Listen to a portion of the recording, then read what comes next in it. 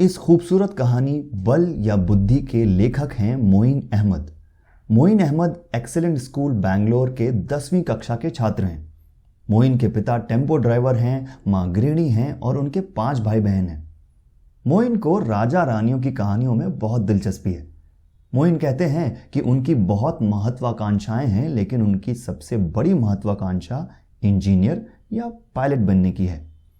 उनकी इस कहानी के लिए बुकॉस्मिया कंपनी ने इनाम दिया है और उनकी कहानी को ऑनलाइन माध्यम से पाठकों तक पहुंचाया है। मोइन, बहुत बधाइयां आपको ये कहानी लिखने के लिए। आप सही मायनों में एक बुकॉस्मियन हैं और आप बहुत आगे जाने वाले हैं। बल या बुद्धि। प्राचीन काल में वज्रगिरी नामक राज्य में सूर्यवर्मा नाम के एक राजा थे। उनका विवाह कुंदनपुर के राजा कुमार वर्मा की बेटी आशियम्मा से हुआ था। उनके 2 बेटे और 1 बेटी थी। बेटी पार्वती बहुत ही सुंदर व शांत स्वभाव की थी। बेटों के नाम शक्ति और ध्रुव थे। शक्ति अपने नाम के अनुरूप वीर और युद्ध करने में निडर था। दूसरी ओर ध्रुव बहुत ही बुद्धिमान था। वो कठिन से कठिन प्रश्न का उत्तर एक पल में दे सकता था, लेकिन युद्ध करने की शक्ति उसमें नहीं थी। उनके माता पिता दोनों को ही बहुत प्यार करते थे, पर माता को शक्ति अधिक प्रिय था और पिता को ध्रुव।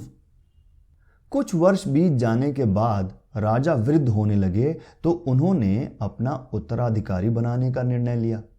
राजा ध्रुव को उसकी बुद्धि के कारण राजा बनाना चाहते थे, पर रानी शक्ति को उसके बल के कारण राजा बनाना चाहती थी। राजा बहुत हैरान थे कि दोनों में से किसे राजा बनाएं।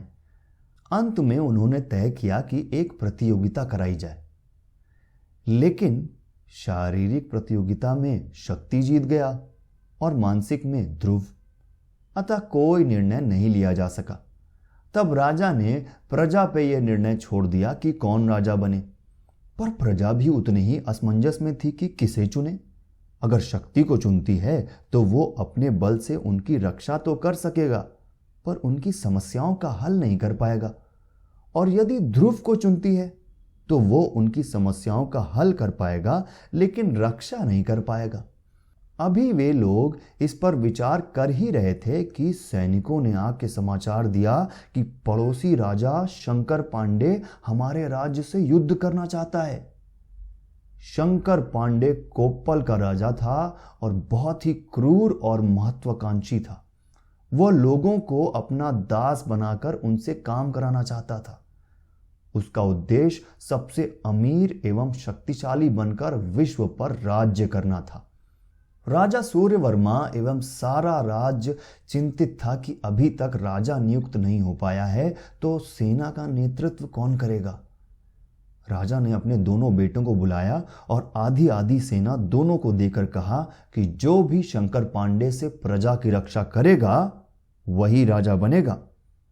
पर मन में सभी यह सोच रहे थे कि शक्ति ही जीतेगा, क्योंकि वो इतना ताकतवर है। ध्रुव जानता था कि उसका युद्ध जीतने का कोई अनुभव नहीं है, इसलिए उसने एक योजना बनाई।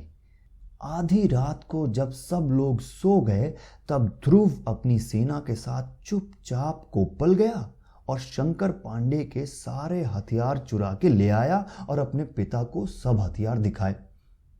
अगली सुबह जब शंकर पांडे जागा तो वह हैरान हो गया कि उसके तो सारे हथियार गायब हैं और कुछ घंटों में युद्ध शुरू होना है।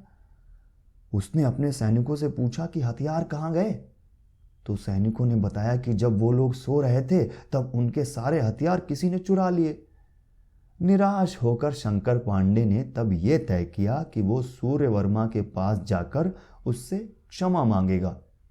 उसने सूर्यवर्मा से गिड़गिड़ा के माफी मांगी और वचन दिया कि वो कभी उनके राज्य पर हमला नहीं करेगा। राजा सूर्यवर्मा बहुत खुश हो गए और दरबार से बोले कि यदि युद्ध होता तो 2 परिणाम हो सकते थे। या तो उनकी हार होती और पूरी प्रजा को शंकर पांडे की क्रूरता का सामना करना पड़ता, और अगर उनकी जीत भी होती तो कितने जान माल के नुकसान के बाद। प्रजा को अपने अगले राजा का निर्णय करने में अब बिल्कुल मुश्किल नहीं हुई। ध्रुव को राजा बना दिया गया क्योंकि उसने सभी की जान बचाई।